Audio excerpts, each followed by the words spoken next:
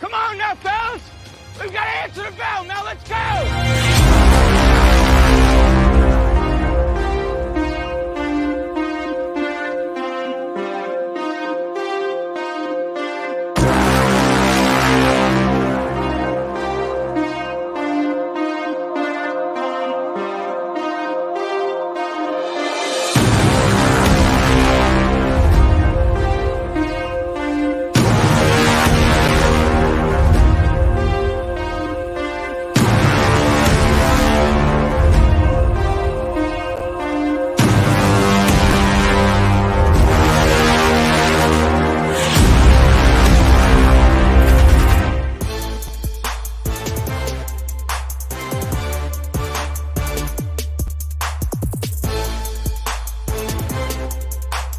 Good Tuesday to you here on Main Street Sports Today, presented by Mid-Tennessee Bone and Joint. Welcome into the Lee Company studio. I'm Chris Yow.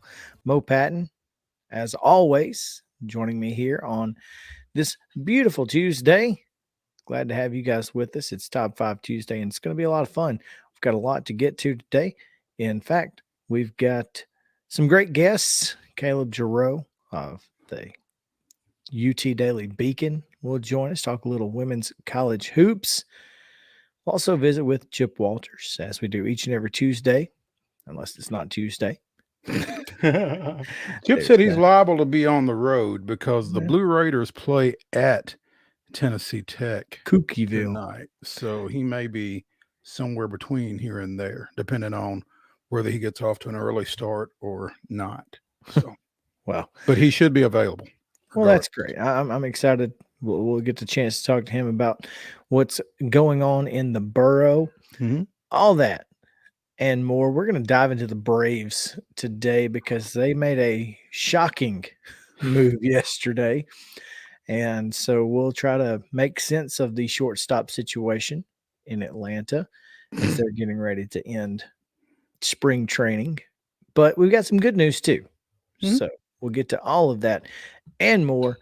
But first, Mo, what's going on this Tuesday with you? What do you got going on? Oh, just recovering from production day for one thing, and spinning into next week, trying to figure out what we're going to put in next week's paper, and you know what we're going to leave out of future papers. So, no kidding. Yeah. It is an interesting week that we have. It's an interesting week because all of a sudden, all the hecticness of the weekend with Boys State tournament finishing up and the first weekend of the NCAAs and we got caught up in the World Baseball Classic and everything else. And now there's hardly anything. I mean, there's little to no basketball. The Predators you've kind of lost interest in after that 7-0 shellacking the other night. And there's nothing really going on the next couple of days until the NCAAs crank back up. Yeah, but Preds really could use it. They could use a couple points tonight. It's interesting because they're still just what I think 5 points out, 4 points out. They're running out of games, man. Well, they have 3 games in hand on Winnipeg, though. They actually have 3 games more than Winnipeg has. So they could potentially they win those 3 games and they're in. No matter what, as long as they match Winnipeg the rest of the way. So yeah, I think there's something to that. It's really interesting because the Predators, for those who don't know, have the second longest playoff streak in NHL behind Pittsburgh's 16 with 10. So Really? yeah, did not know that. Longest playoff streak or second longest in the NHL. So it's, I mean, for no other reason, it's kind of a big deal. So what you're telling me is the Preds are kind of the Braves North then. Yes, yeah, a lot of playoff appearances, not much to Not show a whole for it. lot to show for it. Yeah. So. But again, they are dealing with. But you got to be in it. You got to be in it to have a chance. That's right. You got to be in it to have a chance, and even the 8th seed can make it to the finals. We've seen it twice. We have in the last couple of years, actually. Now there's not a whole lot that makes you feel like this is a team that has that possibility, but you can't do it if you're not in. And that's what we keep saying about Rick Barnes, right? Making the tournament is half the battle. It absolutely is. Half the battle. I saw a graphic yesterday, and we're getting way off that's fine. subject, but this team is the 4th UT team to win 25 games or more since Rick has been there. They had 3 25-win seasons prior to Rick's arrival. Yeah, there you go. Yeah, 100% plus one. Yeah. So just remember that, folks. But yeah, so the Preds are doing their thing. The Grizzlies are back in second place. Of course, they're a half game up with, and the Kings have a game in hand, but still, I mean, the Grizzlies are right there. That's kind of what we're going to be focused on for a little bit of time. And of course, again, we're 10 days away from the Nashville Sounds opening. So we're going to be out and about this week. Mo, we're going to be at the Tennessee Sports Hall of Fame on Thursday. And if you're headed to the Preds game, or if you're just headed to Bridgestone Arena for the unveiling of the Pekka Rinne statue, we'd love to see you come to the Tennessee Sports Hall of Fame. It's absolutely free to get in right now. I think that's Tennessee Lottery is paying your ticket this month. So you can come in. We'll be broadcasting live from 2 to 3:30. Walk around, check it out. Then go outside. I tell you what, if you've not been to the Tennessee Sports Hall of Fame, you need to go. And that's not just us blowing smoke, trying to get you to come down on Thursday or whatever. Come Wednesday, come Friday, we don't care. But you should, particularly if you're from here and you are a sports fan and you've not been to the Tennessee Sports Hall of Fame, you owe it to yourself to go. No, 100%. So we will be there on Thursday. I'm sure as soon as the Nashville Sounds end up in Nashville, we will find our way there. Yeah, that should be the early part of next week, I would think. Yeah. So we'll be out and about around town the next couple of weeks. So make sure to come see us. We'd love to have you hang out with us. Now we need to get into yesterday's results, Mo, and today's schedule on the rundown. Here's the rundown. In high school boys baseball. In high school baseball from Monday, Summit defeated Brentwood High School 7-2. It was Clarksville defeating Clarksville Northeast 11-1 over at Hawkins Field. Marshall County in a 1-0 thriller over Columbia Central. Unless you're Mark Pickle, you probably weren't very thrilled. Community 4, Richland 3, Green Hill 10, Cookville nothing. Think they threw a no-hitter in that one, the Hawks did. Christ Presbyterian with a 6-4 win over Clarksville Academy. Eagleville defeated Laverne 10-1. East Hickman 5, Mount Pleasant 1. Oh, goodness. Middle Tennessee Christian 20, Franklin Road Academy 3. Gallatin with an 11-2 win over Lipscomb Academy. Hickman County defeated Hampshire 9-5. It was Independence 7, Henry County 1. Summertown with a 13-0 beatdown of Lawrence County. Davidson Academy 9, Lewis County 7. And Hendersonville defeated former Commando Zach Curtis and the Loretto Mustangs 11-6. John Overton down McGavick 16-14, and Nolensville was an 8-6 winner over Centennial. Speaking of Nolensville, is McIlvain still there? Is he a senior? He's still there. I'm not sure what class he is. Okay. Yeah, he did not. Well, he didn't graduate last year, so he should still be there. He's playing somewhere. I just didn't know. Okay. Yeah. Franklin edged Ravenwood 7-6. Rossview 16-1 winners over Springfield. It was Smyrna 7, Spring Hill 0. And Creekwood 5-2 winners over Stewart County. Stewart's Creek 3-2 over Blackman. And Hunters Lane 19-6 against Stratford. Columbia Academy down University School in Nashville 6-2. And Giles County was a 4-0 winner over West Limestone of Alabama. Smith County 13-5 over Westmoreland. And Zion Christian takes a pair from Houston County 13-9 and 10-9. Speaking of Zion Christian, the Lady Eagles, right? They are Eagles. Yeah. Defeated Battleground Academy 10-0 on the diamond. It was Oakland 3, Blackman 1. Beach with an 11-9 win over Clarksville. Giles County defeated Columbia Central 6-5. I think that's the first loss for the Lady Lions. Columbia Academy with a 15-0 win over Webb School of Bell Buckle. Eagleville defeated Rockvale 12-5. It was what do they call that? The Battle of Highway 99? Yeah. Lebanon defeated Gallatin 17-13. Wow. Okay. Lincoln County 10, Lawrence County nothing. Mars Hill Bible of Alabama 8, Loretto 6. Mount Pleasant defeated Lewis County 12-2. It was Siegel with a 5-1 win over Riverdale. Summertown stays hot, coming back from the beach with a 7-0 win over Wayne County. And Middle Tennessee Christian 8, Watertown 7. In boys soccer, Tullahoma defeated Middle Tennessee Christian 4-2. Women's basketball action in the NCAAs. Whoa, what did we just do there? No idea.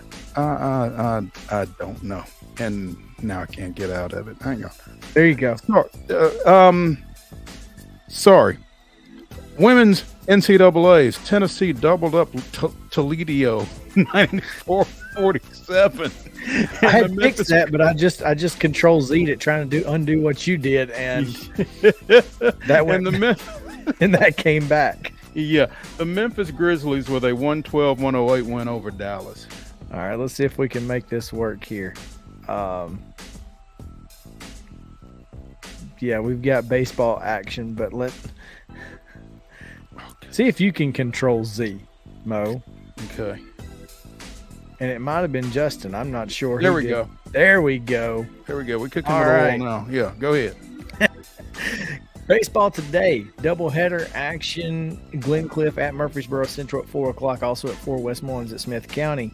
Providence Christian will go to Webb School at 4:30, and Zion Christian hosts Franklin Classical at 5. At 5:30, it's Hampshire at Hickman County and Community at Richland at 6 o'clock. The rest of these at 6.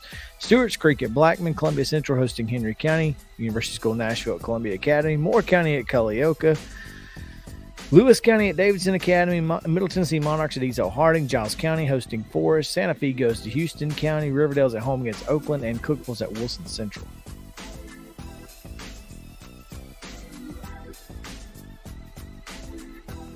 Can hear me. Spring Hill is at Overton. Also at 6:30, Mount Pleasant is at Lawrence County. Lauderdale County of Alabama is at Loretto. Clarksville Academy goes to Donaldson Christian. Nolensville is at Centennial. Clarksville is at Clarksville Northeast. East Nashville goes to McGavock. Page hosts Ravenwood. Siegel goes to Rockvale. Springfield hosts Rossview. Brentwood is at Summit. And Franklin Road Academy is at Middle Tennessee Christian. 7 o'clock starts for Summertown at Athens, Alabama. Stewart County at Creekwood. Friendship Christian at Hendersonville, and Lebanon at Mount Juliet. Eagleville is playing at East Robertson. Not sure of a time. Softball action at 4:30 today. Hendersonville's at Beach. McGavock hosting Hunters Lane at 5 o'clock. Ravenwood's at Summit. Spring Hill goes to Tullahoma. Watertown is at Westmoreland, and Zion Christian starts a doubleheader against Clarksville Christian at 5 p.m. Nolensville is also at Columbia Central at 5 o'clock. Loretto hosting Collinwood at 5, and Columbia Academy is at home against Middle Tennessee Christian also at 5. Davidson Academy is at Ezo Harding. Santa Fe's at Richland. Those two at 5 as well. At 5:30, it's Murfreesboro Central Magnet at Shelbyville. Eagleville hosting Community. Page is at Lawrence County at 6 o'clock. Gallatin hosts Station Camp, and Brentwood goes to Blackman. Centennial's at home against Laverne, and Stewart's Creek hosts Antioch. Culleoka goes to Wayne County, and at 6:30 it's Brentwood at Smyrna. On the pitch, Middle Tennessee Christian goes to Friendship Christian. That's a 5 o'clock first touch. Also at 5 o'clock, Loretto is at Lawrence County. Murfreesboro Central takes on visiting Lincoln County. Whites Creek goes to Nashville Christian. At 5:30, Nolensville is at Spring Hill. 6 o'clock starts for Macon County at Watertown. Columbia Academy against visiting Webb. Clarksville is at Gallatin. Westmoreland goes to Jackson County. Hume Fogg is at Overton. 7 o'clock, Mount Juliet is at Antioch. Columbia Central goes to Brentwood. Blackman is at Oakland. Merrill Hyde goes to Portland. Riverdale hosts Rockdale. Siegel hosts Stewart's Creek. Smyrna hosts Laverne. Station Camp goes to White House. And Lebanon is at Wilson Central. College baseball action today underway right now. Cumberland hosting number 2 Tennessee Wesleyan, and Stillman is down in Pulaski to take on UT Southern. At 4 o'clock today, Belmont will host Southern Indiana, and at 5:30, Western Carolina is at Tennessee.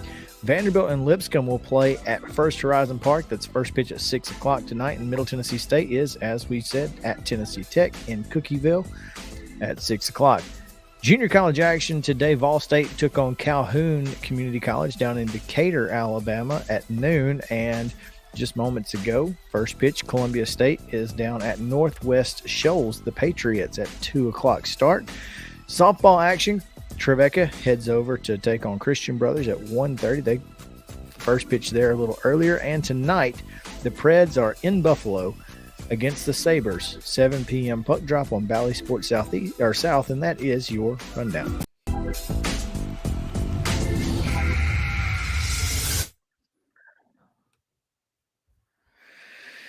Phew. That was a little more strenuous today. Take a deep breath. Others. Of course, it didn't help that we had some issues with the sheet. Yeah, that may or may not have been my bad. Sorry about that. I was like, I don't know what happened, but I'm kind of thinking it might have been mine since I was able to fix it with the Control Z. But Justin, I'll be more than happy to let you take it. You can take the blame all day, Justin. Right, I got it. Lay it on me. Today's top story comes to us from, I guess, the National Football League, because we don't have a whole lot else to talk about. Mo, Joshua Dobbs. Yeah. I think it is. Joshua Dobbs will not be the backup quarterback for the Titans, as he has now signed a 1-year, $4 million deal with the Cleveland Browns, going back to Cleveland after his short stint in Nashville. I'm going back to Cleveland. On purpose. Yeah. I hate to lose him. And I wonder what the situation was between Josh Dobbs and the Titans in terms of a 2023 contract. I mean, I don't know. Never really heard it discussed. Don't know if there were any negotiations. Don't know if they said, hey, we're not interested. Best of luck. I don't know how that worked. I would love to know. Well, we were in a situation where, again, when we talked about this, when we were headed to the Music City Bowl with Teresa, about how you have 3 quarterbacks, but if you put one on practice squad, they can be signed to the active roster by any team. So then you kind of find yourself in a weird situation. If Josh Dobbs was going to be a practice squad member, and then Cleveland could have taken him away from you later if you wanted, right. If they wanted to.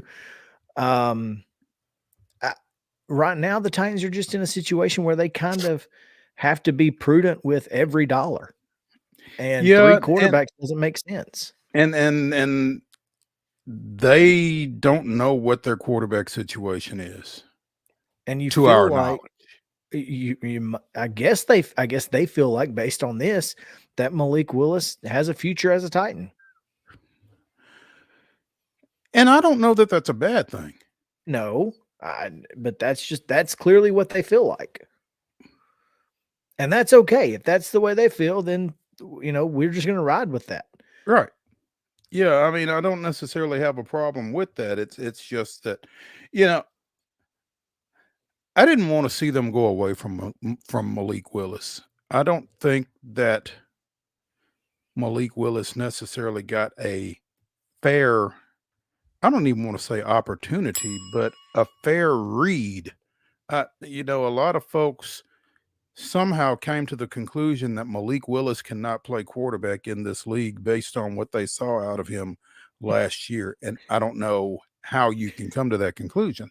It's just ridiculous, considering what he he had had to work deal with. with. Yeah, Yeah, I mean, and come on. I don't know how anybody Peyton Manning, and Tom Brady, Joe Montana, none of them were going to be very good based. I just don't know how you can reasonably come to that conclusion.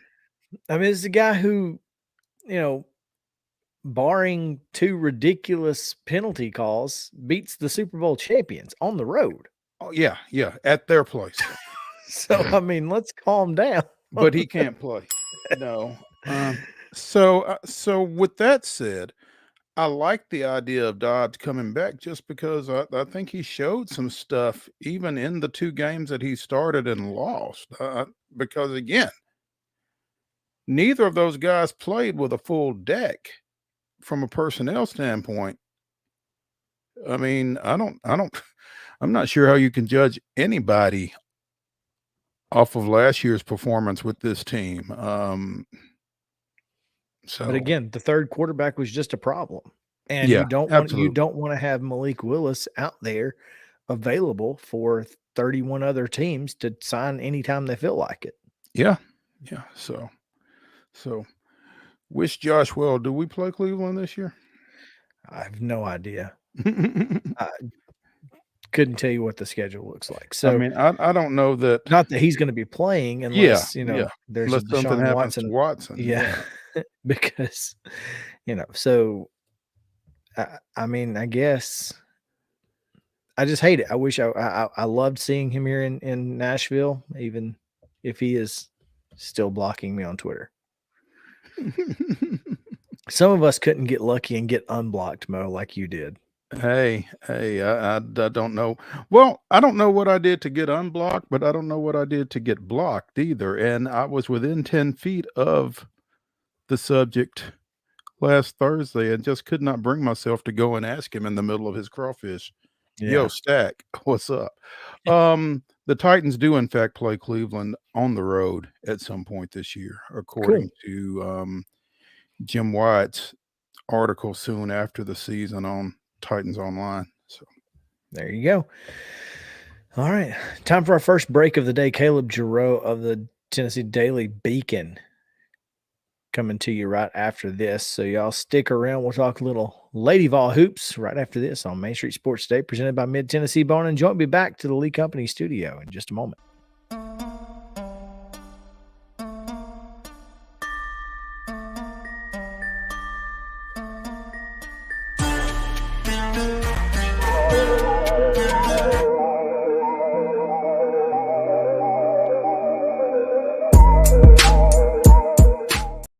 Mid-Tennessee Bone and Joint treats your orthopedic injuries and existing conditions. Our trained physicians will get you back in the game faster.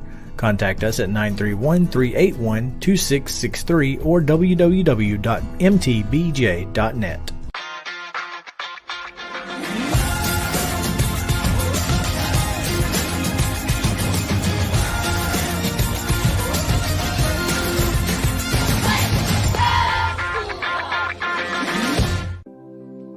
Custom Stone Handlers supplies over 600 distributors and suppliers with quality stone products. Along with River Stone, we produce and distribute over 100 building, landscape, and other bulk products.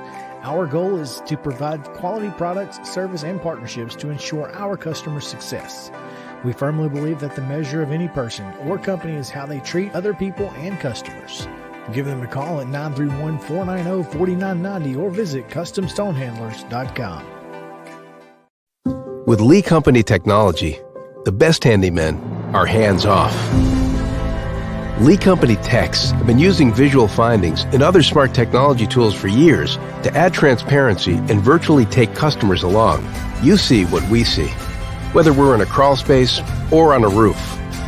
With Lee Company, technology helps us help you, no matter what's happening in the world or at your house.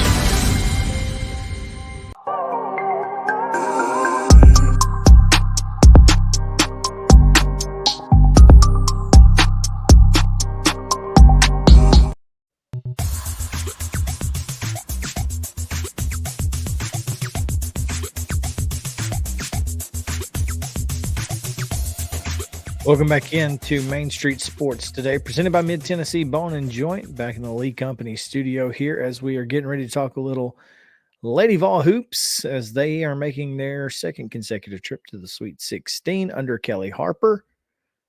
It's exciting, and they have certainly made their presence felt in the first two rounds, at least offensively and, well, defensively too, because they are scoring in bunches and other teams are not scoring much at all against the Lady Vols. We'll see how that translates against Virginia Tech in the regionals. And now we are joined by Caleb JARREAU, who covers Lady Vol hoops for UTK's Daily Beacon. Caleb, thanks for joining us, man. What's up? Nothing much. How are y'all? Have you recovered from the state championship week? We're trying. Yeah, it's a slow go, man. But have you recovered from TBA activities over the weekend? I mean, like Chris said, Tennessee threw up some points, doubled up Toledo last night, and scored 95 on St. Louis on Saturday after a little bit of a slow start. I mean, I've never seen a scorekeeper sweat. And yeah, they so with their first two wins of 45 points or more, they become just the fourth team to do that, and the other three teams were UConn, and they went to the Final Four twice. So if that's telling you anything, I guess the Lady Vols are going to have a pretty good trajectory they're following right now. We're going to find out about that trajectory, I guess, with their next one. They got the top seed, Virginia Tech, all the way over in Seattle. Which, Caleb, do you have any idea what the thought process was behind going to two spots for the Sweet 16 and the Elite Eight? I think it was really for I mean, every decision is driven by money, I guess, but I know for you look at the Seattle region, it's the only person close, I guess, is Iowa or Colorado. The teams in the Seattle region are like Virginia Tech, UConn, Ole Miss, Louisville. So it's just I wish it was still four sites, and I really like that in the women's game you get the host sites, you get that post game or that postseason game on your home court. I really feel like that makes it a little bit more special, and your fans actually get to enjoy that. Of course, unfortunately now for Tennessee fans, they have to tune in to ESPN2 because their team is traveling 36 hours away to on the opposite side of the country. Let me just say this. Travel traditionally has not been an issue for Tennessee fans, and I will be intrigued to see how they turn out in Seattle for this weekend. So, yeah, I'm curious to see for all the teams because, I mean, I guess it'll be a true neutral site because there's no teams like South Carolina gets to go to Greenville. Obviously, there will be South Carolina fans, but I don't think there's going to be anybody anywhere close in Seattle. So it'll be interesting to see how many people show up and what the attendance is like. Yeah, it certainly didn't help them that Stanford got beat. Exactly. Yeah. It's kind of like that New York regional with Tennessee and FAU in it. It's like, guys, we could have had better.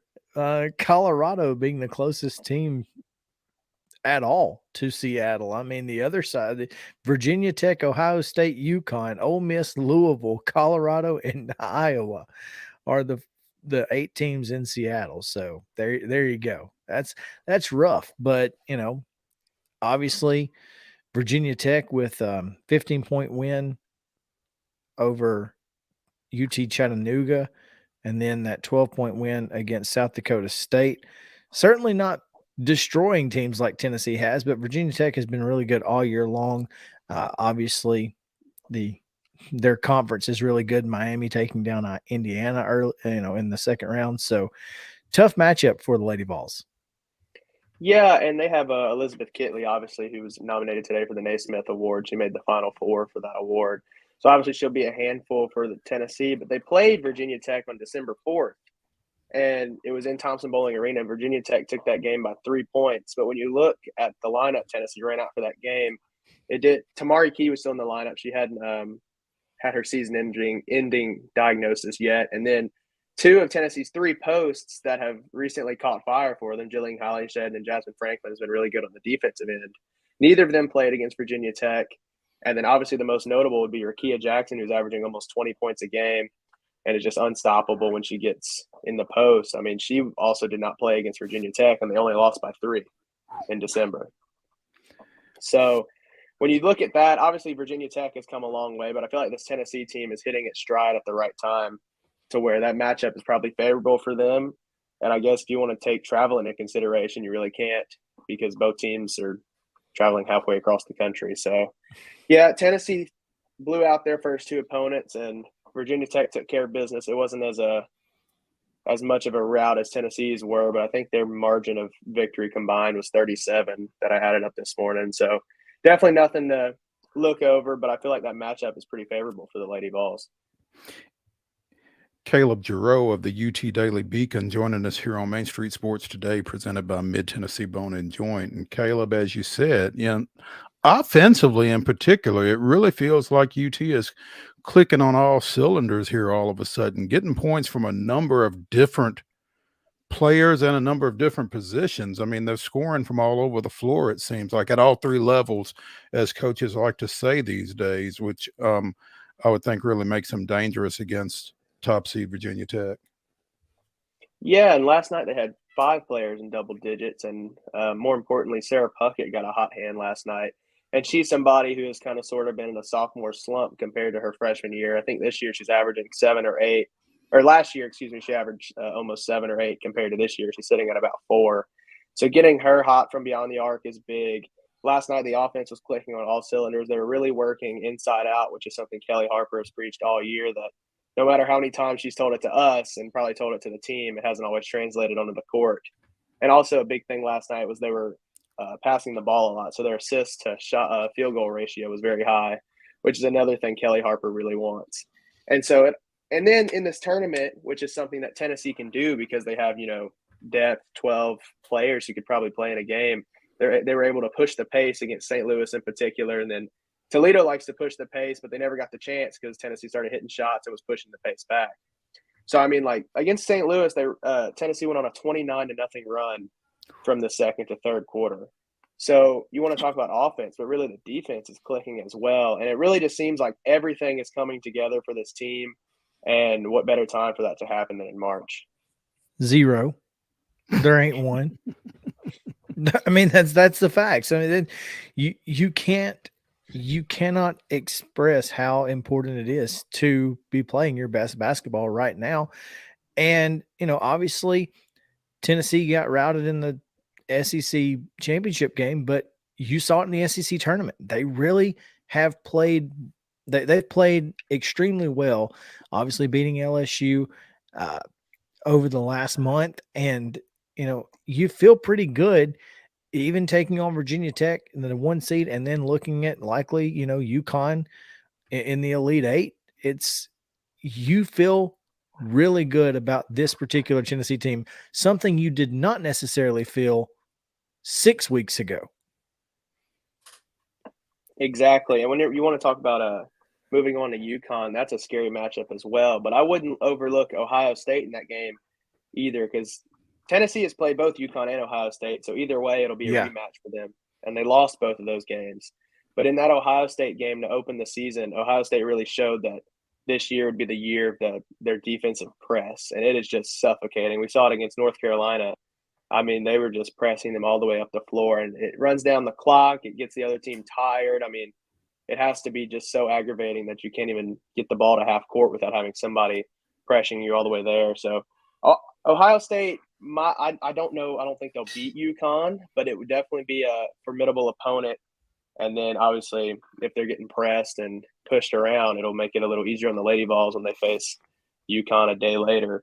But another storyline to follow is UConn's Final Four streak. I don't know. Gino will probably have a little fire under his belt when he's going against Kelly Harper because he doesn't want to lose his Final Four streak to Tennessee, and we know what that rivalry is like. So that Elite Eight matchup will definitely be a fun one to watch if that is what happens. Well, I'd like to see it just to see how it's officiated because, he won't have TBA to fall back on if it gets officiated any differently. So, whatever. Caleb, you talked about the fact that Tennessee has lost to, Virginia Tech Ohio State and UConn. How do you feel like this schedule has prepared them for this stretch and the way they're playing right now? Well, I think it allowed them to face adversity early to get some of the growing pains out of the way. Obviously, this team had a lot of newcomers, a lot of transfers. I mean, Rakia Jackson transferred from Mississippi State, point guard transfer in Jason Powell. Your two posts right now that are putting in a lot of work behind the starter, Caroline Strickland, are both transfers. So I think having an early front loading all those ranked teams allowed this team to grow quickly through adversity compared to, if you want to say, LSU, who faced nobody in the non-conference slate. Well, the first adversity they really faced was probably Tennessee at home, and they got a couple calls to go their way and ended up winning that game. And then they go to South Carolina and get beat. They play Tennessee in the SEC tournament and get beat. So I trust Tennessee now a lot more to face these number one seeds, these ranked teams in the NCAA tournament, compared to a team like LSU, where you don't know what happens whenever they're down or when they're fighting against a ranked team. And it is just kind of something that comes with playing at Tennessee, that you play these ranked teams, you play these ranked opponents, and you're always on the biggest stage. So, like, when they faced UConn, I mean, it was a 13,000, 14,000 person crowd at Thompson Bowling Arena on ABC. So they're not immune to being on national television, playing good teams, and now they get to travel to Seattle in the Sweet 16 and do the same thing. I really thought, Caleb, big kudos to you for the way that you've covered this program, because I cannot express to you how intriguing this story was about the Whoop wristband, the Edie Darby story. It feels like this program is getting some contribution from every level, whether it's the athletic trainers to the scout team to assistant coaches, and then obviously with Rakia Jackson and Tamari Key both saying that they're coming back next year. Just feels like this is a really tight-knit group. And how much impact does that have on, obviously having success this time of year?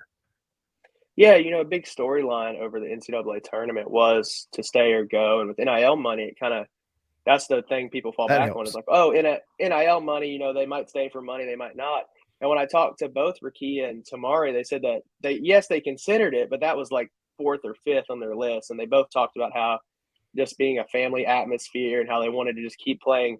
They love Tennessee so much, they wanted to keep playing in college and keep playing with their teammates, and how it's just a big family in that locker room was really what made them want to come back. And Rakia, especially at Mississippi State, she had 3 different head coaches, and there was so much turnover in that program, and it really wasn't it was not a good environment. And she talked about how at Tennessee, this was like one of the first times she's actually had fun.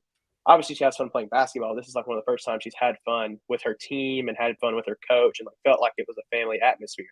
So why would she leave for the WNBA after 1 year if she has another one? So that kind of went back into her decision. And we still don't know point guard Jordan Horston's decision.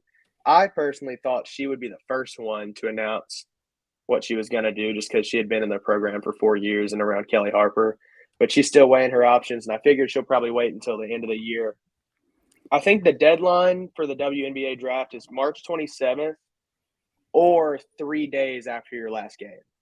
So if they make it to the Final Four and they lose, she would have 3 days after that game to announce if she wanted to go to the draft or not. So that's another decision to watch, but I do feel like this program is in a good spot right now, and I feel like the adversity has brought them closer together as a family and really helped team chemistry. Caleb, do you feel like the fact that Jordan has not made an announcement means anything? I don't think so. I'm sure she probably either has a decision already or she's weighed it, but she's a player who's really a competitor and focuses on – I asked her about facing UConn again, and she said she's worried about Virginia Tech right now. She doesn't want to talk about UConn. Just one game at a time. And I think she said that she doesn't want to be a distraction, and she doesn't want that decision to distract from this team's NCAA tournament run. So I feel like she probably has a good idea of what she's going to do, but for her right now, just beating Virginia Tech or whoever their next opponent is her number one priority, and she doesn't care about if she's coming or going right now. Would you hazard a guess? I've gone both ways. I thought she would, I thought she would consider it for sure, because she's someone who's very bought into Tennessee, and she's flying up the records. And women's basketball is kind of unique as to in men's basketball, for example, if a player like peaks, like has a super good year, and they decide to come back to college, have a bad year, their draft stock drops. Well, for somebody like Jordan Horston, if she comes back, I don't think her draft stock will change at all. So I wouldn't be surprised if she came back. I'm kind of leaning towards that, but I am not 100% sure. When Rakia announced, I thought Jordan would follow, but who knows? And I think Tamari Key really laid out some good points for someone, of their stature on the women's basketball landscape, in terms of why she decided to come back. And it's like, why get out there and run the risk of not making an WNBA roster, and then you're, kind of out in the cold, so to speak, when you know what you've got here. So, and especially for somebody like Tamari, she can use that COVID year to kind of leverage herself and let pro teams, whether it be overseas or the WNBA, know like she had recovered from her medical issues and she's back to being the same player she was before. And really the COVID year opens up a lot of opportunities for athletes like that, where, it's not necessarily, they're probably not going to make a lot of money in the WNBA. That's just the way it is, unfortunately. So they might as well spend another year in college and have fun and chase a national championship. They like the environment. And like a lot of them said, it's a family atmosphere. So really, unless they have a reason to jump, just stay and enjoy another year. As close as this team is, and with both Tamari and Rakia coming back, I feel like Jordan, especially if they make a Final Four run, and I think that may have a lot to do with it, is, does she feel like this team can get over the hump? Because if they can, they get to the Final Four, maybe even make a national championship game, even if they have to play South Carolina, you go, man, we got one more chance to restore the glory. And do I want to be part of that? I feel like if anybody does, she does, because she, like you said, she's been there 4 years. She's really bought into this program. So I'm prayerful. I'm hopeful, especially considering, the the recruiting class or lack thereof. So let's go run it back with the ones we got, I guess. Yeah, and when you look at next year, I really do think the team will be successful. The only thing that might cause an issue is point guard. They're losing Jordan Walker, who's their starting point guard right now. And obviously Jordan Horston can play point guard, but I feel like she was recruited as a point guard as well. But I feel like she really strives when she's on the wing and doesn't have to worry about passing the ball, and she can really worry about either taking her opportunity or swinging to somebody else. So realistically, if they can get a good point guard out the portal, or, if they find a 2023 athlete who hasn't signed yet, who's good, and brings them in, I feel like that team could be really dangerous next year. Sure. Caleb, looking forward to this. I assume you're not going to Seattle. Unfortunately not, no. But I know that you have built good enough relationships that you'll be covering this team as well as anyone right now. So appreciate you coming on and talk to us about it. And we're looking forward to seeing this Virginia Tech game on Saturday. Is that right? Yeah, Saturday night at 6:30 on ESPN2. So it's 3:30 local time. Okay, gotcha. 3:30 in Knoxville. 3:30 in Seattle. 6:30 here, 3:30 in Seattle, which is another. I guess every March Madness game now will be Pac-12 after dark because they're going to Seattle. That might bode well for the Lady Vols. So the important who knows? The important time is 5:30 for our listeners here in Middle Tennessee. Yes. So it's 5:30 Central Time. Yeah. Okay. So all right, Caleb, we appreciate it. Take care, man, and look forward to talking to you again soon. Yes, sir. Thank y'all. Have a good one. Take a quick break. When we come back, we will dive into the Braves. Goodness gracious. Trying to make sense of the shortstop situation, but some good news is on the horizon. So stick around. We'll tell you what it is right after this on Main Street Sports Day, presented by Mid-Tennessee Bone and Joint.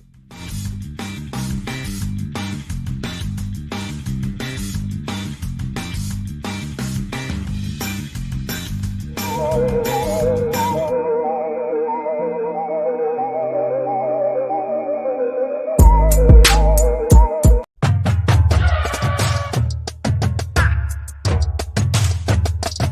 I'm Stephanie Miller from Mornings on Main Street. Join us March 23rd at Bridgestone Arena with the Nashville Predators for Main Street Media Night. I know Devin O'Day will be here. You know I will be, Stephanie. Plus, you can register for a Predators prize pack.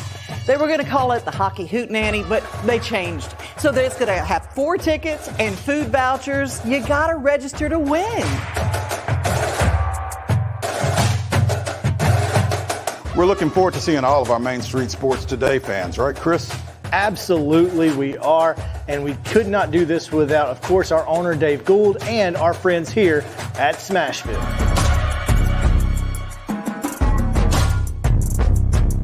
Speaking of, Where is Dave?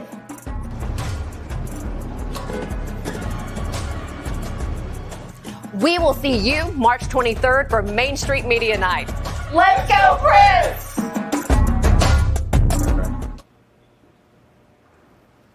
Do I have the wrong night?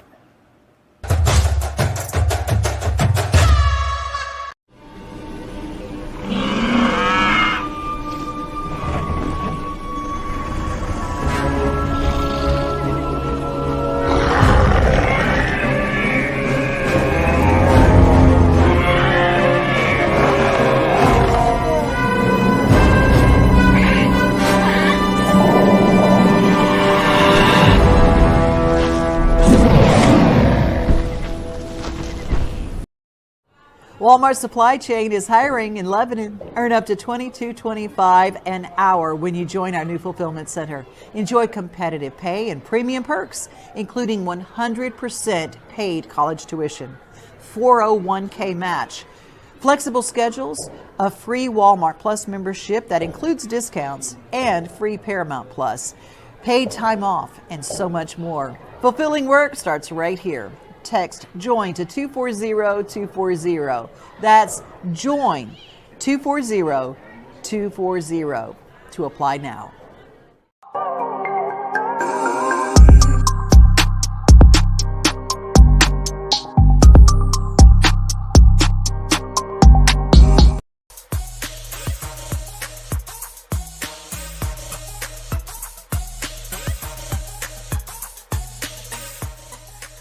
Welcome back in Main Street Sports Today, presented by Mid-Tennessee Bone and Joint. Chris Yow, Mo Patton here with you on this Tuesday edition. Chip Walter still to come in just a few minutes, and we're about to give you our take on the Atlanta Braves. But first, Justin.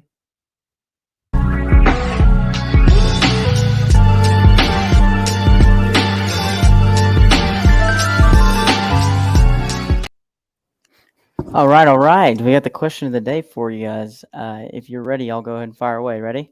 Fire away. We're as ready as we're going to be. All right. All right. Would you rather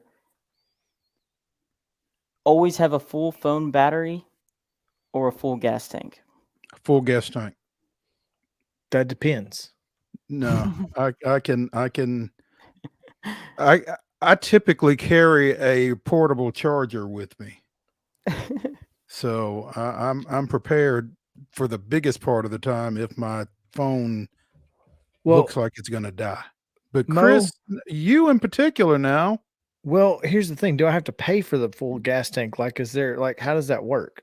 I'm assuming it's like if you, if your phone stays charged at 100%, then your gas just never dwindles. You know what I'm saying? You just I never have to pay for gas. Then absolutely that 100%. Now that I'm saying it out loud, it's kind of an easy one. But if you are out there and you are looking for a way to always have a full gas tank, please call Justin and Chris. Yes. At Gas for You, where we bring the gas to you. Justin has this business idea where you sign up on a subscription service, and like every 3 days or whenever you like get on an app and click I need gas, they come to your house, fill your car up with gas, and you pay them. Yes. This is genius. Right. So like the snapshot for Progressive, it can tell like how fast you're or whatever. So what you put in the vehicle when your tank gets to a certain point, We get We just come out and you fill get it a up. notification during the night. We come by your neighborhood, and you wake up the next morning. You got full tank. You can't The tell me gas this is fairies, not. huh? Gas fairy. You can't tell me this is not the greatest thing you've ever heard in your life. Hashtag gas fairies. You know. Gasfairies.com. You Nail it never have down. to think of all the money you would save by not going to the gas station and getting a Coke or Right. a Snickers or Just having the gas brought to you and not Exactly. in. People pay $50. and you know for Uber what? Eats. And if you want, you can just click like, hey, bring me a Snickers bar and we'll leave it on your dash. Exactly. Yes. As long as It's really pretty genius, Mo. you in? No, you in? Investors, possibly. You know, the thing is, in the culture that we're in now, where people have Subway sandwiches delivered, this could probably work. Oh, it would definitely People work. would do this. Upper People middle would pay class? to have gas delivered. Yes, please. I agree. Especially the Yeah. neighborhoods with the upper middle class. You know, they don't want to go to a gas station. I mean, people have meals delivered. People have groceries delivered. I mean, obviously Amazon and everything else. Yeah, I mean, why not deliver gas? Right. And we do it during the night, so it won't be any inconvenience to you. The only issue is how are you going to access, because most people have the gas lids or whatever that have to be opened from inside the vehicle, and who leaves their cars unlocked in the middle of the night? I guess if you know you've got gas coming, you would prepare for that. Right. So that's why you click the little button that says I need gas, and then we come to your house. Mm-hmm. But if I get to your house to bring you the gas and I can't leave the gas, then what? But you get charged anyway? Well, it's a monthly subscription. Yeah, it's a monthly subscription. Yeah. So no matter how many times you need it during a month, maybe it's a couple times, maybe it's 16 times, you pay a flat rate each month. It's a flat rate. Plus the cost of the gas. Yeah. Depending on what kind of vehicle you have, I guess. Yeah. It's an intriguing. It's an intriguing concept for sure. I got the idea from I went to Talladega, and there was this person driving around delivering porta potties to campsites.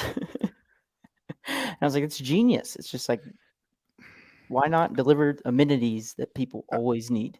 I don't think I want to do that one. Well, yeah, we're just doing gas. Yeah, we're just doing gas. That's Anyway, that's there are worse ideas. There are in fact worse ideas out there. I'll take it. Question. Oh man, yeah, it's kind of like AAA. It's like I have Verizon, so roadside assistance. So in the event I do run a gas and I don't, and I'm not within walking distance of a gas station like I was the last time I ran out of gas, then You still don't want to make that walk twice, like no, you wound up doing. They bring me 3 gallons of gas and I'm good to go. So that's kind of nice. Too funny. All right, let's talk a little Braves here. Braves chatter, if you will. First Braves chatter of the year. Yeah. The Atlanta Braves announced yesterday they are optioning both Brandon They couldn't pick between the two of them, so they just said, you know what? Both we're of not y'all going to get take out of either here. of them. Yeah. And there have been plenty of rumors as to why.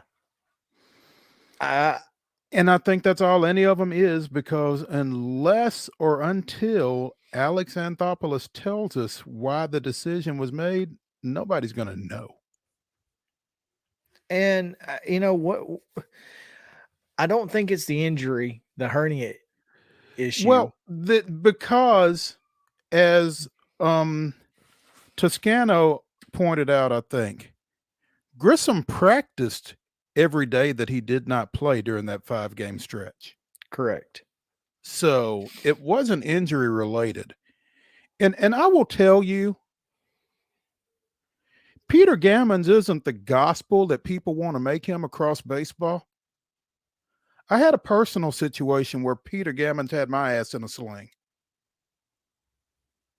because I reported something that he reported, and it was about a local professional baseball player who both he and his high school coach reached out to me and let me know in no uncertain terms I was wrong.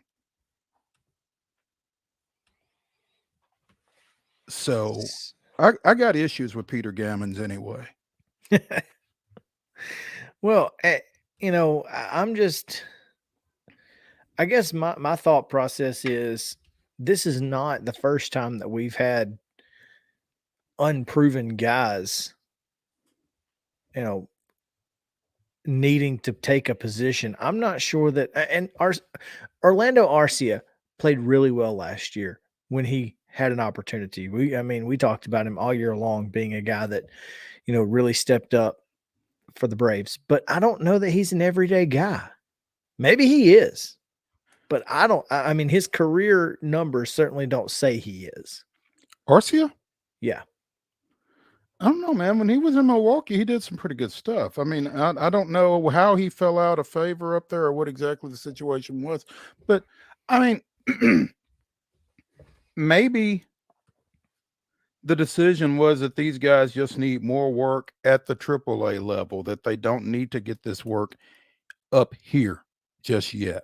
I don't know if what they're are both they? going to. Are they both going to play? My guess is one of them's going to play second, one of them's going to play short, and they're going to flip back and forth.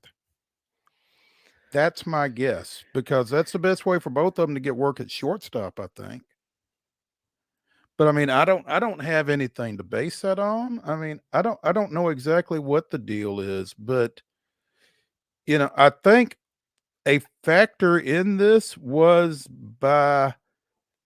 if Arcia is the starter, then Adrianza is the backup, and he has had a heck of a spring, and you weren't going to be able to keep one of the two young kids, Arcia and Adrianza, and he would have gotten picked up. So, I mean, you may not necessarily have the best available shortstop, but it sounds like you may have the best possible roster by doing it this way.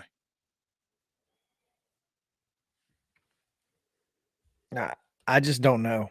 I don't know. I don't know. It is a weird thought process. But I mean, I just think it's funny that, the number of people that came into the season saying, or into the offseason saying that if we lose Dansby, we got to go get a veteran shortstop. And now that's completely flipped. Well, why aren't we going with one of the rookies? Why aren't we going with one of the young kids? And well, there's precedent for this within the Braves organization. Austin Riley over Johan Camargo. Yep. I mean, it's not like we've not taken a year of,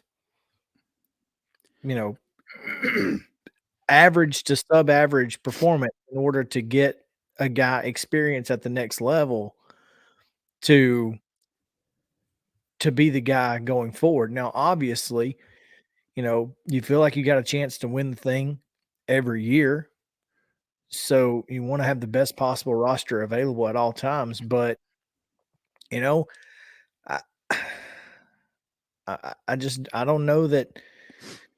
don't know that this is the best idea, but I'm certainly not going to say that it's not going to work long term. I don't know that it's the best idea, but I don't know what the best idea is. And Braden Shoemake certainly made this a problem.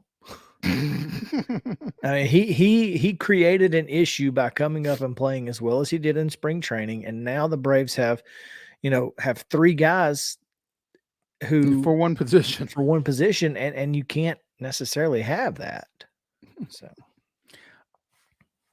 I'll be curious to see how long it takes for Vaughn Grissom to come back, if at all. And there's talk about maybe him eventually being a left fielder. I don't know. I mean, I don't know what it is. Isn't that where he's supposed to play? Well, he came up as a short. I mean, he'd come through the system as a shortstop. Okay. So, but Apparently, there are concerns about his range. I don't know. There are smarter guys than me watching him that could tell you how accurate that is. But I don't know. I think we're just going to need to let this thing play out seriously. And and that's not a popular decision. Well, what else wait are we and going to do? see. Yeah, well, we're just fans. We're gonna cheer for the people who are on the field. But there are a lot. It seems that there are a large number of folks that don't grasp that concept. I mean, we're just fans. We can't make them do anything.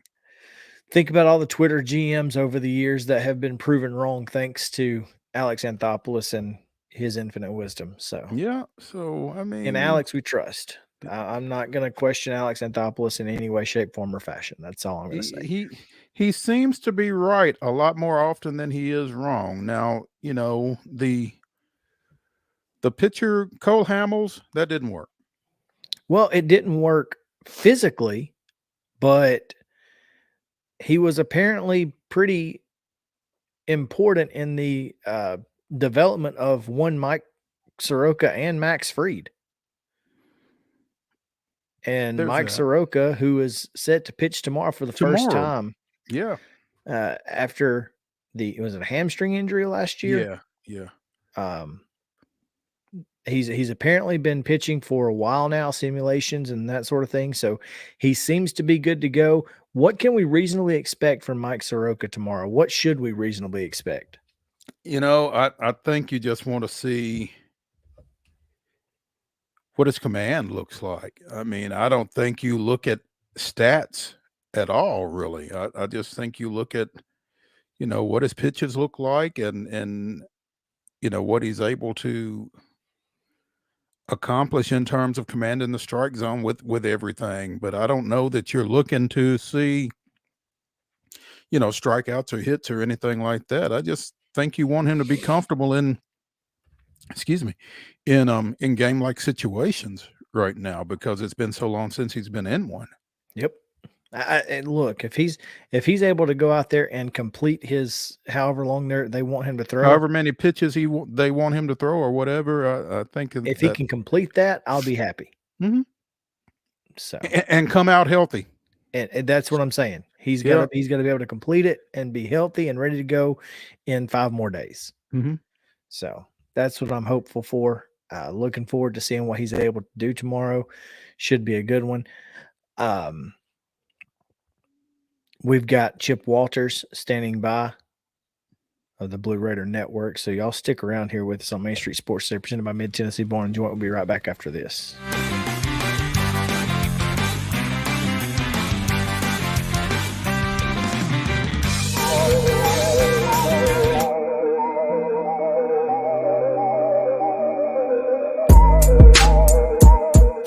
Jones & Lang Sporting Goods here in Columbia has been outfitting teams, officials, and anybody else from T-ball to college for 50-plus years. Be sure and check them out at 931-388-8060 or online at jonesandlang.com. Jones & Lang Sporting Goods, the look of a winner. Zion Christian Academy, zioneagles.org or 931-388-5731. You can schedule your appointment. Go tour their campus. It is beautiful over there, and you're definitely going to want to see it. Again, it's zioneagles.org. Give them a call, 931-388-5731, and schedule your tour today. A game without a crowd is just a scrimmage. A performance without an audience is just a rehearsal. Without your presence, high school sports and the performing arts aren't possible. Ensure that these essential extracurricular activities continue to enrich the lives of students in Tennessee. Purchase a ticket to your local high school's game or performance. This message presented by the TSSAA. Mid-Tennessee Bone and Joint has been the official sports medicine provider for Murray County Schools for more than 40 years. We specialize in orthopedic service, and our Ortho Quick Walk-In Clinic lets you bypass the ER. Visit us online at www.mtbj.net. With Lee Company technology, the best handymen are hands-off. Lee Company techs have been using visual findings and other smart technology tools for years to add transparency and virtually take customers along. You see what we see, whether we're in a crawl space or on a roof. With Lee Company, technology helps us help you. No matter what's happening in the world or at your house.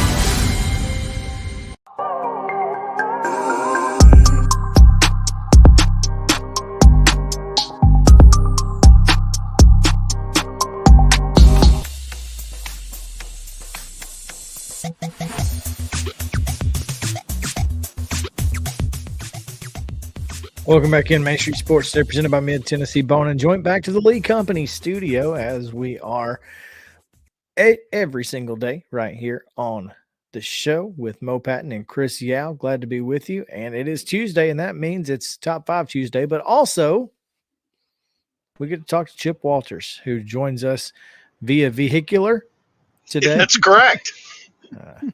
Chip, thanks. Can you hear me today? Yeah, man. We can hear you. Where are you? I am actually crossing the Stones River at Walter Hill, heading up 231 to go to Cookeville for baseball tonight. Watch the potholes. Yeah, we're on 231 or I-40. Yeah, 231. Looked like you got bounced there just as you were saying that. So that was just getting on and off the bridge, which is that one's nothing compared to those on 840. Oh gosh. You can literally get air on 840. That's right, and it's better than it was.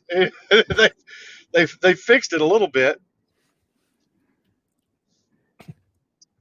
Chip, what are you looking for out of the Blue Raiders tonight after taking 2 of 3 from Western over the weekend? Well, that and they've won 3 out of 4 going back to playing Tennessee Tech last week. So this will be the return game in Cookeville. Last year James Sells, a kid out of Winchester, got his first start and helped lead Middle to a win in Cookeville last year. But he has now moved in. He's kind of become the long man on the weekend. And it's going to be one of the young guys going tonight, probably a little bit of Johnny Allstaff, as you tend to have in midweek games. Trying to keep an eye on the weather also, because my position tonight will not be covered. It will be outside in the stands at Busch Stadium. That's BUSH Stadium. That's correct. Right. like the beans. not like the arch. Huh? Correct. But look at there. There's the boss lady.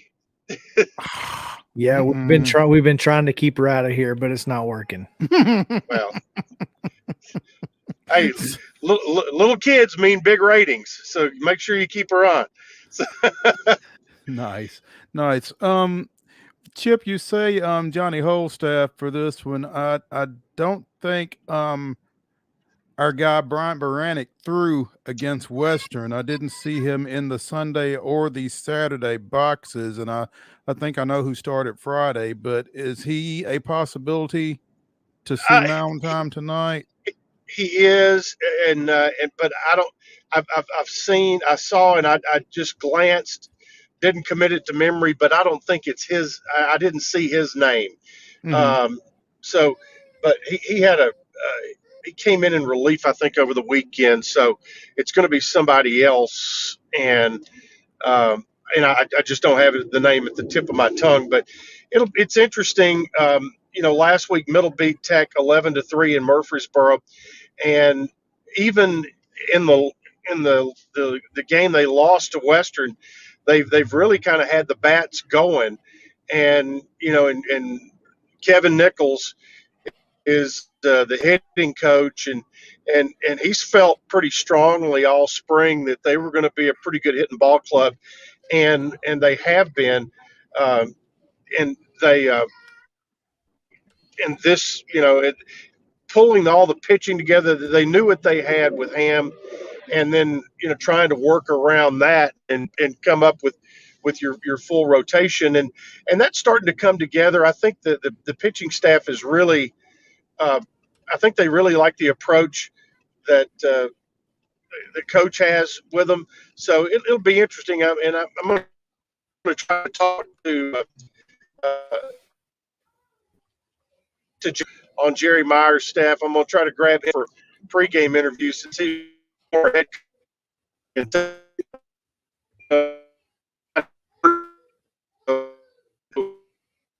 tonight. The first pitch is scheduled for 6:00, and trying to beat a little bit of rain that'll be coming in, especially later on in the night.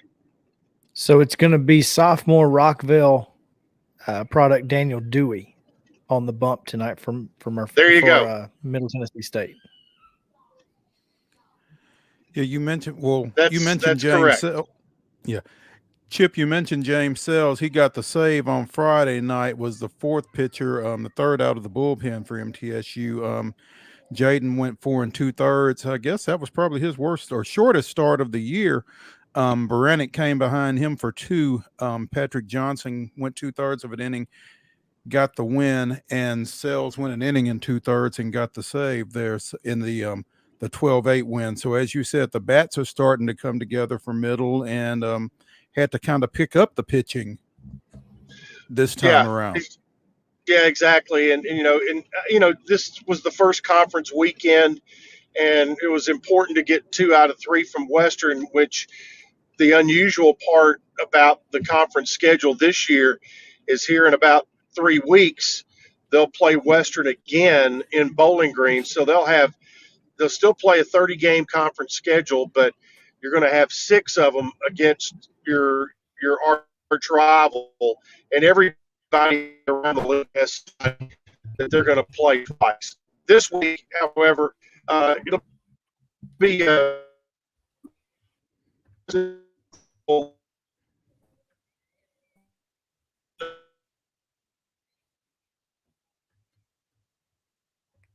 Turnabout's fair play, Mo. Normally it's us doing this to him. Yeah. As he was breaking up, Middle goes to Florida Atlantic for 3 this weekend. Mo, did you see that Sam Doughton's notebook report? Mm-mm. Baseball takes 2 from the red team. That's phenomenal. I like it. That's good. It's a great look on Chip there. Yeah, hopefully we get him back, because after this series at Florida Atlantic this weekend, the Blue Raiders go to Toyota Field in Huntsville for a midweek game next Tuesday against Alabama. Oh, University of Alabama? University of Alabama, the Crimson Nationally Tide. ranked? Are they? Yeah. Okay. Well, I didn't know. They were 18th to start the year. I wonder where they are now. Depends on whose ranking you're looking at. Yeah, and that'll get you every time. Hey, there he is. Sorry about that. Himself. Hey, it happens. As Turnabout's fair play. Yeah, there we go. Because it's usually us that's blacking out, and you're having to cover the show for some period of time. So welcome back. Appreciate you. Well, thanks. I don't know if you all had kind of ventured over into basketball at all, but did you guys catch Colorado beating Duke last night at Cameron Indoor? And I think there was a bit of a surprise of how easily Colorado handled Middle in the first round, and had a great night shooting the basketball. But they give them credit; they backed it up last night with an excellent performance against Duke. Absolutely. Yeah, they handled Duke, like you said, at Cameron, and doesn't happen very often, but I think it does make you feel a little bit better about their performance against MTSU on Saturday, because and I certainly needed to feel better, because that was tough. That was tough. That was it came very quickly too. It really did, man, because it just felt like they didn't miss from behind the arc, and got it down to 5, and then boom, back up to 14 before halftime. And every time Middle made a run at them, they'd knock down a couple of threes, and it's like, no, you're not getting back into it. And just a tough night, and at the worst time to have a tough night. Yeah, it was, but I think they validated, that was an excellent opponent, and it takes really nothing away from the year that Coach Ensel's ball club had, and you think about uh, Alexis Whittington really is about the only person you're going to lose off of this group, and so that's a nice starting point for building for next year. Yeah. Maleshka as well. Is that right? Well, that one may be up in the air. She graduated, but she may have that extra year. Oh. We're all. It's so hard. We're in a period of about 5 years right now Mm-hmm. that where kids either do or don't have that extra COVID year and that to get that 5th year of eligibility. So we're cycling through that, and I'm not exactly sure where she falls in that. Okay. Well, I know she went through senior day Oh, okay. festivities. Yeah. So but I know Anastasia Boldreva, she's already talking about the what she needs to do in the off season to come back, and if indeed Maleshka, has indeed expired her eligibility, you'd love to find somebody just like her to do with that same skill set. That's certainly an impressive skill set that she has, to be able to step away the way she does and at the same time be able to go to work down in the post. So, yeah, she is a special talent. And, you get Courtney Whitson back, you get Courtney Blakely back, you get Savannah Wheeler back. I mean, the bulk of that team they're locked and loaded for next year. Yeah, and it'll be interesting to see what the schedule's going to be like, because it's always tough. It's always good. And the league is going to be different. UTEP, who's been one of the toughest opponents they've had, will still be in the conference, but you're going to not have North Texas, Rice, UAB, Charlotte, and FAU. They'll all be leaving, but you gain back New Mexico State, Jacksonville State, Sam Houston, and Liberty. Liberty, they've been good across the board in everything they've done. So it'll be an interesting league next year in everything, including women's basketball, men's basketball, and football in particular, with the changes that we've seen in that landscape.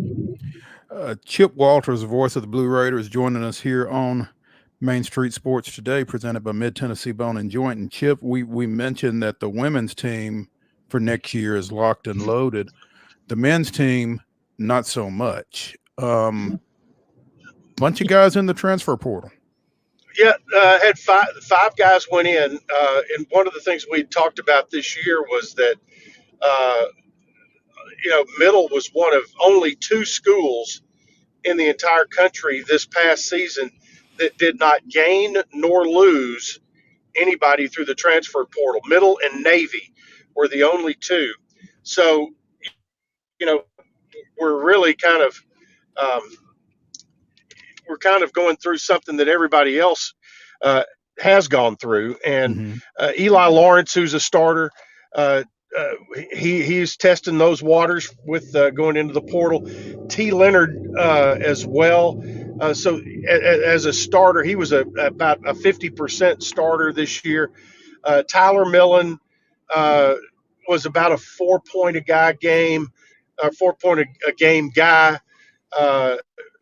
Christian Fussell, he's played 1 game since January, and Trayvon Smith has scored in 1 game since January. So those are guys who are looking to find a spot that will, or those 2 guys in particular, Tyler, Fuss, and Trayvon, are trying to find a place where they can land and play and get the minutes that they're looking for. T, I'm not sure where, what direction he may go. Eli, as a graduate transfer, he may have some options, but it all depends on if the phone rings and who's on the other end. I will say this, that I know that is that's going on. I heard Nick on in an interview talk about that there were 1,700. He had the exact number, 1,730 players a year ago that went in the portal, and when you divide that out by 365 schools, that averaged out as 5 per school. So it it's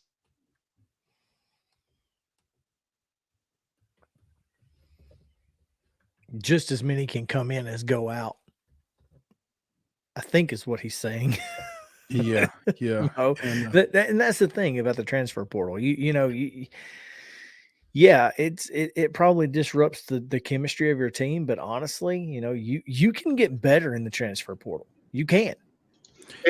Yeah, and I think when you look at, you've got 3 guys who were totaled about 5 per game. In those 3 slots, you have an opportunity to really improve yourself. Sure. You got to be careful though. I mean, because absolutely, you even if you're bringing talent in, it's got to fit. Isn't just a myth, Oh, I know, and it's and the thing is, it's everybody's dealing with that now, and as Nick was talking about, he goes, used to you could kind of have a little, you could sleep well at night saying, okay, this kid finished up a good freshman year, he'll get better next year, and then you'll have 2 more years for him to really produce. Now you have to, you can lose a lot, but you can also gain a lot or more, and the way I look at it is, it's harder to, you don't build a program anymore, you build a series of teams. Yeah. And that's, I'm not sure that I'm a huge fan of that, but it's the world we live in now. Yeah. Chip, it's interesting, and we've not had the opportunity to talk to as many college coaches probably as we would like, but I wonder, are you in constant recruiting mode with your team as far as that goes? Yeah. And my question is, in addition to being in constant recruiting mode, how does it affect you as a coach to, how hard do you coach your guys? Because we all see that this generation does not fight through troubled waters quite like we saw in the past, and will or have a quicker trigger to do something. So that is a really fine line to walk, and I'm not sure if I have the right answer about it, but I think you're definitely in recruit mode of your own team, but I think it's about relationship building, and also I think you still have to coach guys hard, because I think they see the results, and but you have to do your homework on the front end, knowing if you're gonna have guys on your roster that can be coached hard, and that's up to each and every one of those coaches across the country of how they want to handle that. Certainly an interesting dynamic. It really is. Yeah. Chip, enjoy your trip. That was not meant to. Well, I can see Lebanon here in the through the windshield. So about to get on I-40, and you guys helped through the trip, and it'd be fun to talk again next week. All right. Well, tell our friend Tommy Bryan we said hey as you run through Lebanon there. Real quick. I'll shout I'll shout real loud going through here, but I'm kind of impressed that we only lost internet one time that I know of in this little jaunt here. There you go. Yeah, you would have expected it to be a little bit more spotty out 231 between Murfreesboro and Lebanon than it was, apparently. So yeah, kudos to you. Good job. All right, thank you guys. Appreciate it. All right, it's time for Top 5 Tuesday, brought to you by our friends at Mid-South 5 Fitness. Again, Top 5 Tuesday is brought to you by Thales Steel Athletes, Steel STEEL athletes.com and at Still Athletes on Instagram.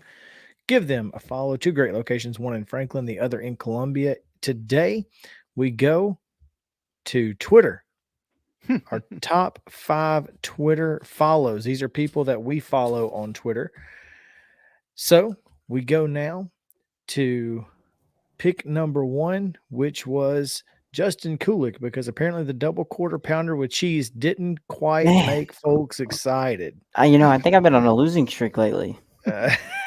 Maybe pick somebody better this time. Yeah, I'm trying to do like bandwagon stuff now.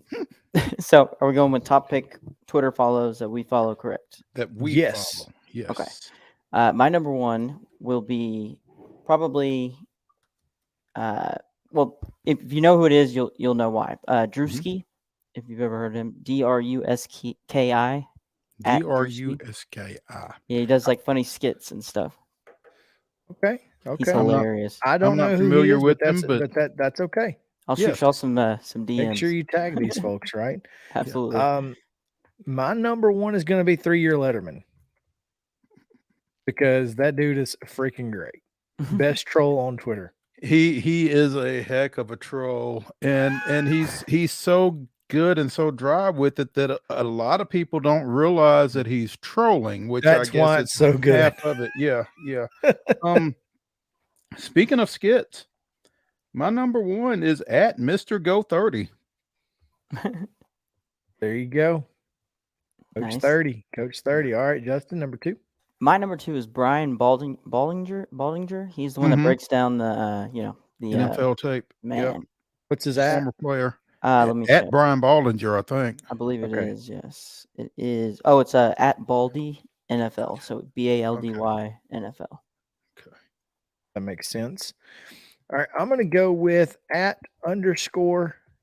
football, because everyone who knows me knows that I love football leagues that don't exist anymore, and they have you can actually subscribe to their YouTube channel, and they play old football games from from dead leagues. Yes, from dead leagues.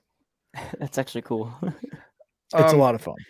My number 2 will be cranking up here in about 10 days. It's at Braves Organist. Matthew Kaminsky. Matt. Yeah. Does a really good job through the game of telling you why he's playing what, and letting you guess over the air what walk-up music he's playing for who and that kind of thing. Fun stuff. Nice. There you go. Is it my turn or? Yes. Yep. Okay, cool. My 3rd is at Annie Agar. She's the one that does the breakdowns of each week. Yeah, for the NFL. Yeah, fun stuff. She's hilarious. I love those. I mention the Titans a lot, but yeah, well, who does? All right, there you go. This one's going to be kind of local, but the Nashville weather. What's it? Nash weather. I'm not sure exactly what it is, but I know what you're talking about, and yeah, that's a good one. Oh gosh, hold on. Would it be at _Nashville or Nashville TN? You think? No, it's Nash Severe WX. There you go. They're guys from Williamson County who just cover severe weather in Middle Tennessee, but they're freaking hilarious. Yeah. Oh, nice. My number 3, keeping it Braves, is Money Mikey. Money Mikey. Yeah, Michael Harris the second. He doesn't do a whole lot, or hasn't done a whole lot over the regular season, but when he does come in, he's got good stuff. So that's true. He and Jazz Chisholm together just are phenomenal. Yeah, Jazz Chisholm's going to be a Brave eventually one day. Yeah. Just wish it was now. We could certainly use him. My number 4 is sort of I don't know, I guess a fangirl type thing, but Dave Portnoy, the CEO of Barstool. It's at Stooley President. Oh yeah. He just does those emergency press conferences, and they're hilarious. You know what? This is a parody account, but I like him. and I'm gonna go with no. Number 4 is gonna be Fiddle Saber. Fiddle Saber. Fiddle Okay. Saber. You're not gonna know who he is, but he's fantastic. He does, and I know we're out of time for today, but it's fine. Anyway, I'll explain him later. All right, Fiddle cool. Saber, R-E, not E-R. Go, Mo. My number 4 is at Rod Carew _29. All right. Nice. How about we just stop it at 4 today, guys? Okay, Top then. 4 Tuesday. Top 4 Tuesday. There we go. Thank you guys for hanging out with us. We'll be back tomorrow, 2 o'clock here on Main Street Sports Day, presented by Mid-Tennessee Bone and Joint. See you then.